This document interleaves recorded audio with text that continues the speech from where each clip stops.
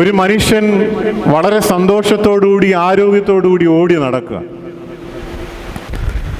പക്ഷെങ്കിൽ അവൻ്റെ ഈ ആരോഗ്യത്തിൻ്റെ സമയത്ത് അവൻ സ്വന്തം കുടുംബത്തിലുള്ള എല്ലാവരെയും പിണക്കി, സ്വന്തം അയൽവക്കക്കാരോട് പിണങ്ങി, വലിയ മതിൽ കെട്ടി, ആരോടൊക്കെ പിണങ്ങാവോ അവരോടൊക്കെ പിണങ്ങി, ആരോടൊക്കെ പരുക്ഷമായി സംസാരിക്കാവോ അവരോടൊക്കെ പരുക്ഷമായി സംസാരിച്ചു.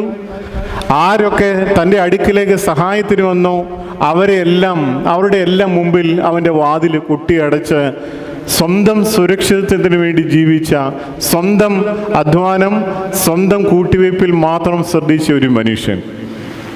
ഒരു സുപ്രഭാതത്തിൽ അദ്ദേഹത്തിന് ചില ശാരീരികമായ ക്ഷീണം ഉണ്ടായി. ആശുപത്രിയിൽ ചെന്നു. ഡോക്ടർ വിശദമായ പരിശോധനകളൊക്കെ നടത്തി.